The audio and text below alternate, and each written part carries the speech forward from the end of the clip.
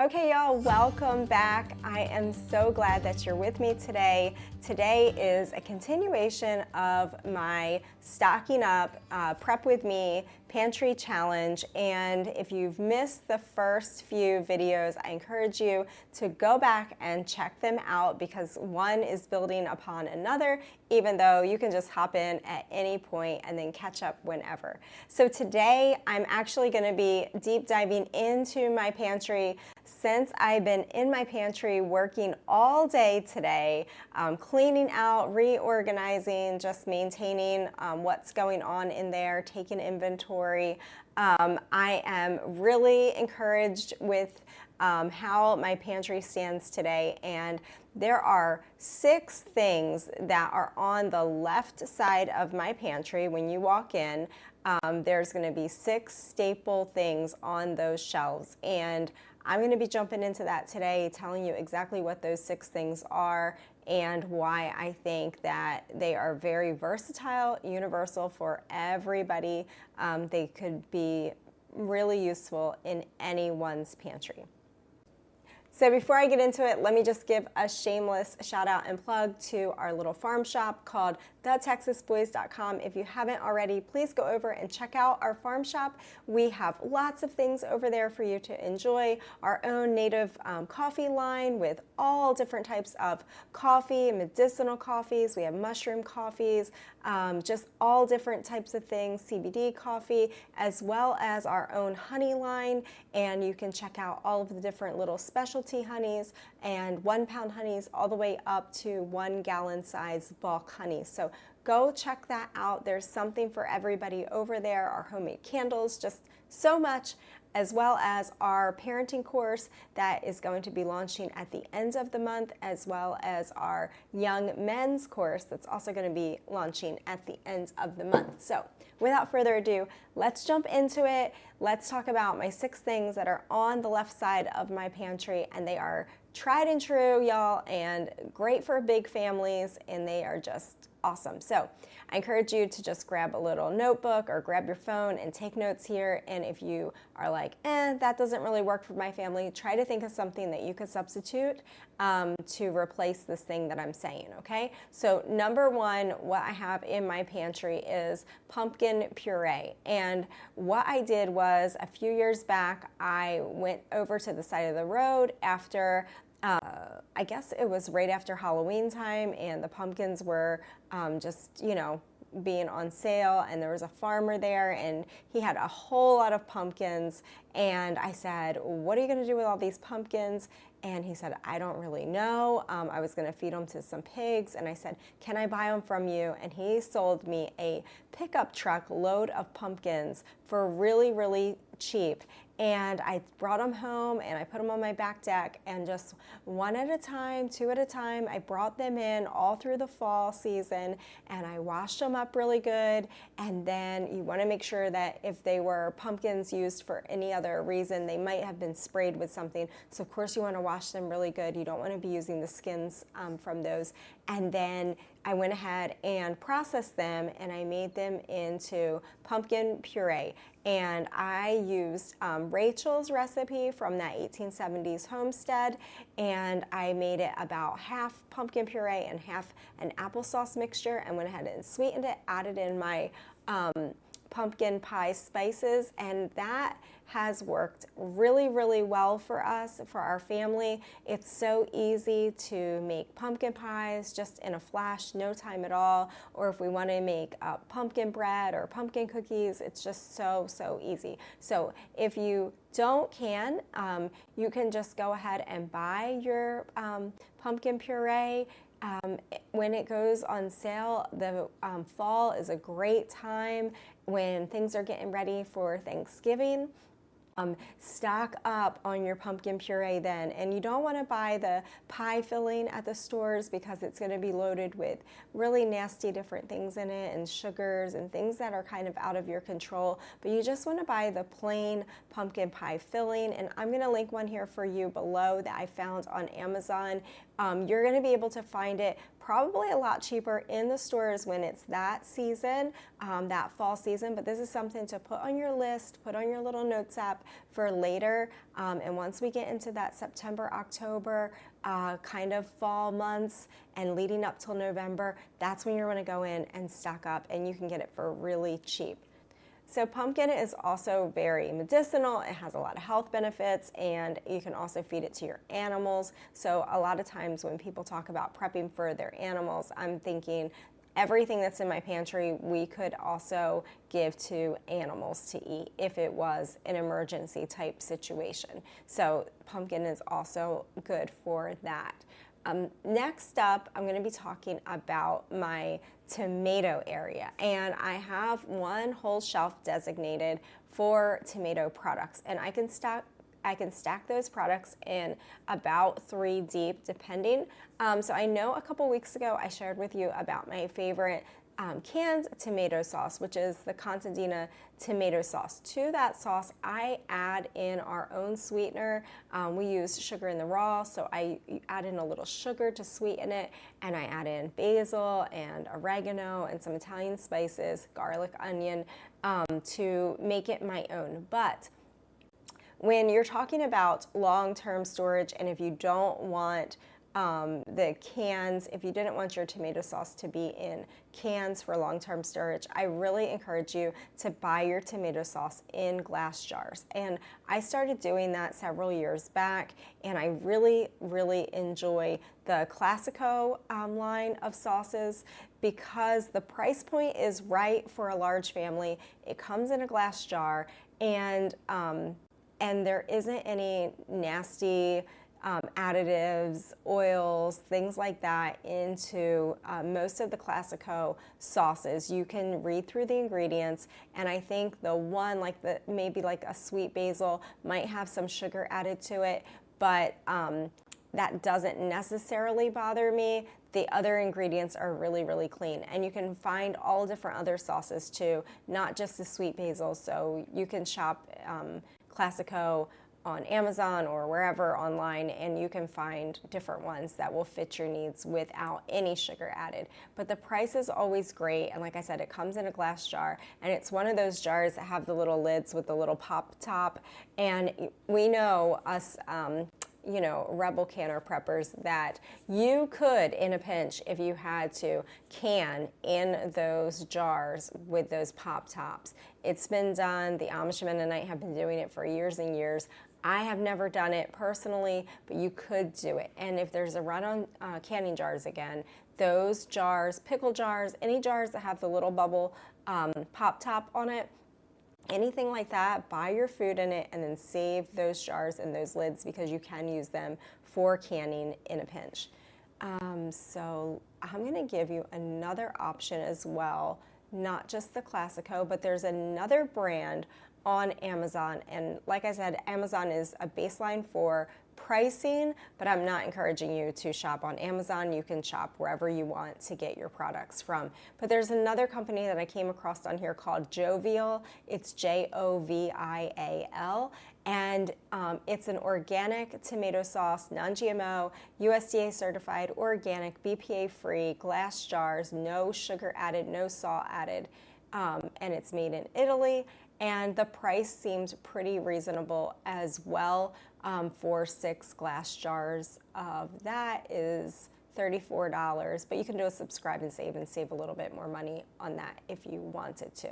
So let's get into our other tomato products that are going to go on that tomato shelf that you have. So if your family likes salsa, that would be the place that you would also stock up on your salsa. So a lot of people grow tomatoes in the summertime. They are able to make their own sauce. We've done that here, and you can also make your own salsa, and that's really awesome too. But if you're not growing your tomatoes and you are buying your salsa, one company that I usually go to, we have lots of different sauces. We love sauces in this house.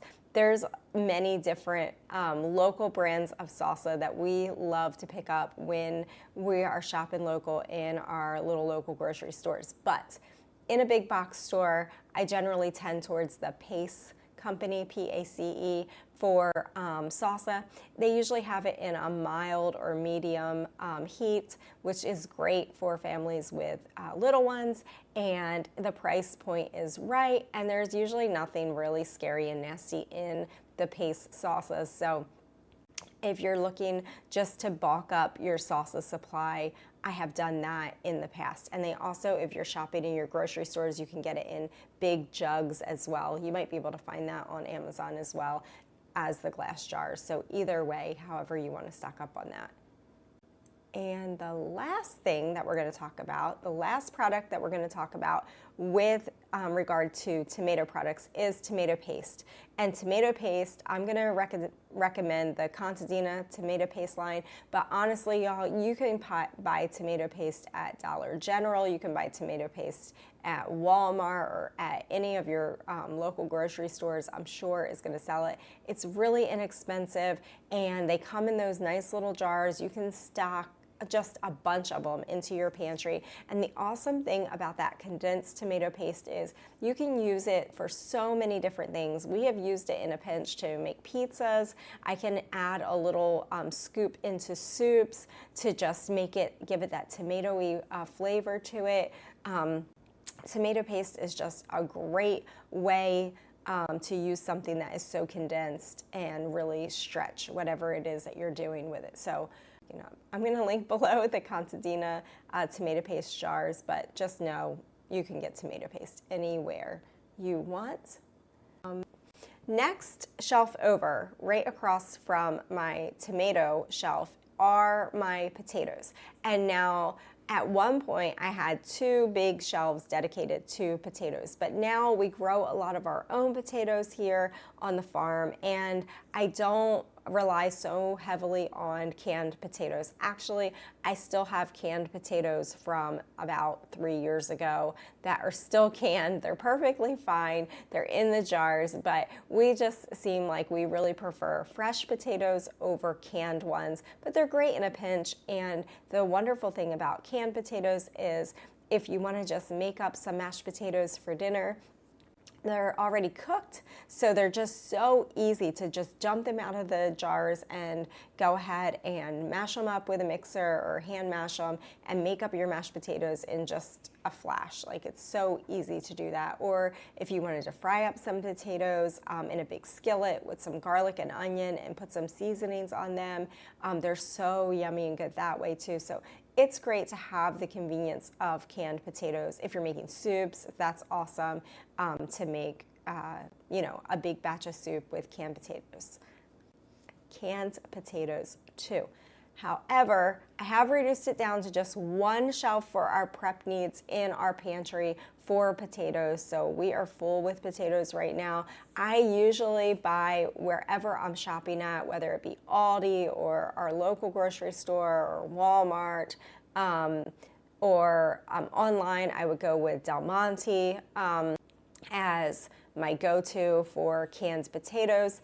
And then just be aware you're not trying to buy something, you know, make sure that your can is BPA free, and then make sure that there's no added salt in your canned potatoes as well. The other thing that I can say about potatoes is that we love growing sweet potatoes. So our family really loves and enjoys sweet potatoes, and we've grown several different varieties in the past. This year we are only growing the orange sweet potatoes, and we love them. They store well, they keep well all winter long, and it's just, they just bring a big nutritional punch to the table.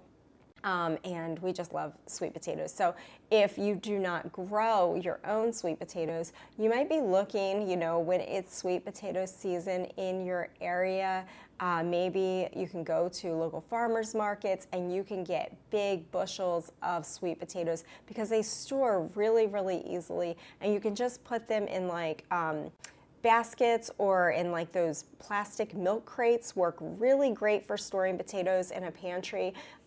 You can get the heavy duty industrial like plastic milk crates. Usually you could get them at like Tractor Supply would have them in the back, or Walmart usually has them when it's like back to school time. They'll have the plastic milk crates for the students.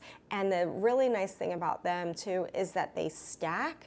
And the heavy grade ones are nicer, but I would take either one. They have holes for ventilation all the way around, and they're really great for storing potatoes because you can store them vertical in your pantry, which is really nice. So you all let me know if you have better ways to store your potato harvest for the fall and winter, but that's one way that I know we like to do it. Moving it into our pantry is having it in those crates. Another thing that you can consider with potatoes is just buying canned yams and looking for ones that obviously aren't in syrup, which I'm not sure if that exists. If it does, let me know. I was not able to find any on Amazon like that. And another thing that you can look into as well with potato products is potato flakes. And I did shop around a little bit. I do not personally have potato flakes in my pantry, but I can see the advantage of having a bulk supply of potato flakes, because how easy is it to add mashed potatoes to any meal on the side, and it fills everybody's belly up, and it's just so good. So Bob's Red Mill, which I'm usually not the biggest fan of buying products from Bob's Red Mill, but Bob's Red Mill does have a potato flakes bag, and it looks like it comes in a pack of 4 bags actually, so it's a bulk discount, and it's 16 ounces, 16 ounce bags, so 1 pound bags, and the only ingredient is potato flakes. That's it. So there's no hidden oils or anything like that in the Bob's Red Mill potato flakes. So I'm going to link that for you below as well, so you can go check that out, or just use it, like I said, as a base to shop around other places.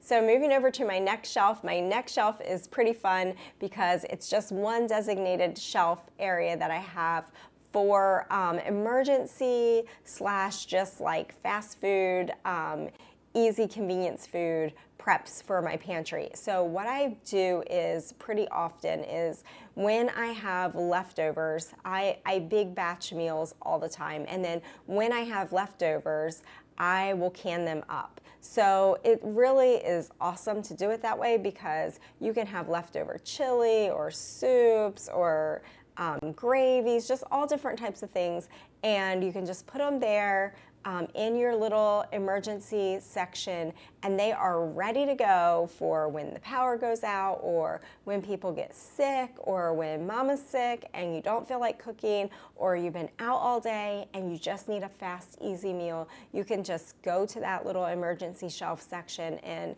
pop open a jar, and you'll have a really delicious, healthy meal ready to go, and it's just leftovers. So it didn't really take you any extra time to prepare it or anything like that.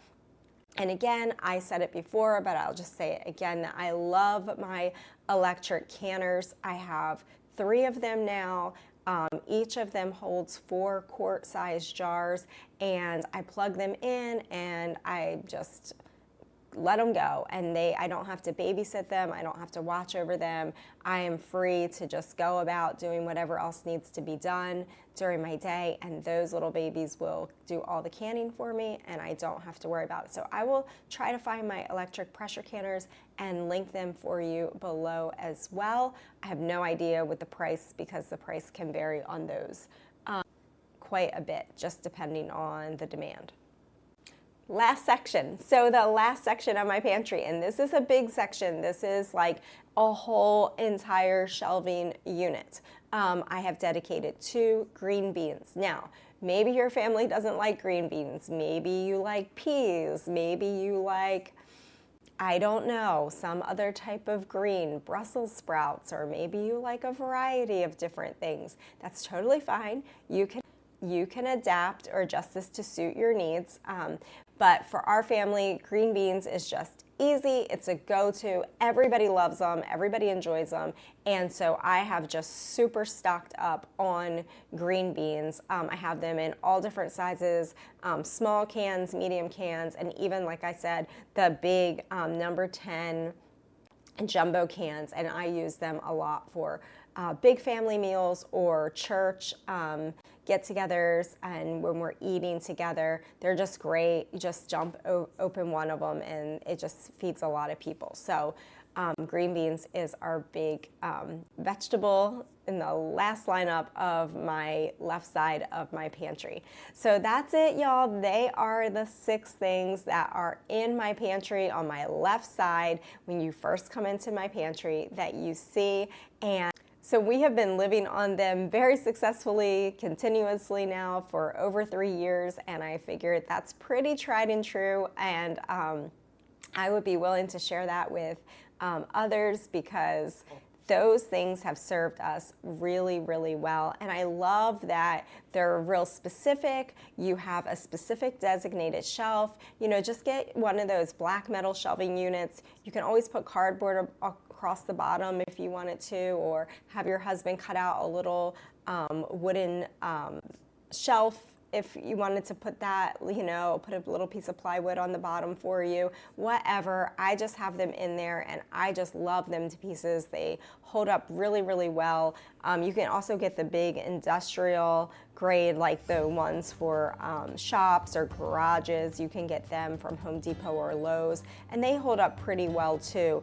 Just the weight on those, you have to be a little more careful than the wire metal ones seem to hold better with the weight.